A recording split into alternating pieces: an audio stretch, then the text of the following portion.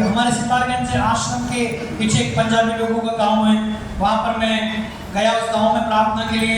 तो कोई बहन हमारे वहाँ से 3-4 परिवार आते हैं, तो मैं गया वहाँ पर। तो उन्होंने बोला भैया यहाँ पर एक परिवार है जो किसी पास्टर के पास पंजाब में गया था और वहाँ पर उसने कुछ पैसे दिए, उस पास्टर ने पैसे लिए और ये वहाँ से बर्बाद होकर वापस आया है। क्या? मैंने कहा चलो चलते मिल के आते हैं। और मैं गया, उस लड़की ने कपड़ा बांध रखा था पूरे मुंह पे। उसका मैंने कहा बेटे उसने बताया, उसकी मम्मी ने बताया कि हमारी ये लड़की है।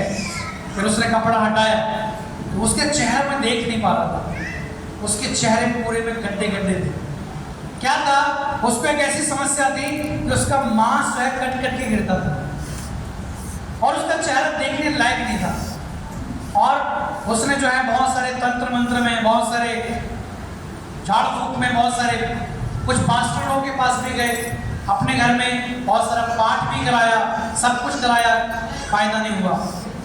और इनका विश्वास यीशु से हट गया था। उन्होंने बोला कोई ईश्वर नहीं है। लेकिन ये रोती रहती है, मेरे बच्ची है, इस बेटी को शादी कैसे होगी? और बहुत परेशान थी माँ। और मैंने उसको बोला, मैं उसको बहुत देर तक समझा रहा था, हाँ भैया हाँ। वो समझ में नहीं आ रहा था क्योंकि वो किसी पास्टर के चक्कर में फंस गए थे और उस पास्टर ने उनको काफ़ी परेशान भी किया था। तो उनका विश्वास यीशु से भी हट गया था। तो काफ़ी देर तक मैं उसको समझा रहा था, अंदर अंदर प्रार्थना भी कर रहा था मन मन में। और उसके बाद वो परिवार जो है विश्वास में आ गया। वो विश्वास में आया। मैंने उस लड़की को बोला, मैंने कहा आप पढ़ना जानते हो? बोला हाँ मैं 9th तक पढ़ी हूँ। मैंने उसको एक बाइबल ली, मैंने कहा ये बाइबल आप ले लो। और उसके घर में एक बहन थी, उसके बाद बाइबल थी, मैंने कहा ये बाइबल ले लो, मत्ती का सुसमाचार अध्याय 1 से आप पढ़ना शुरू करो।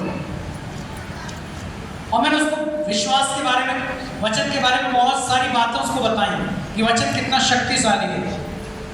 और उसके बाद ये बहन ने वचन पढ़ना शुरू किया। वचन पढ़ना शुरू किया। जब ये 1 हफ्ते बाद हमारे आश्रम में आई, लगभग हफ्ता 10 दिन के बाद ये आश्रम में आई, मैं इसको पहचान नहीं पाया। इसने अपनी आंखें स्टेज में गवाही दी कि जिस दिन से मैंने प्रभु के वचन को पढ़ना शुरू किया उस दिन से मेरी सारी परेशानी दूर हो गई। ताली बजाएं प्रभु को धन्यवाद। Hallelujah, hallelujah. क्योंकि ईश्वर का वचन क्या होता है? पूरा होता है। पहली बात, ईश्वर का वचन जीवित है।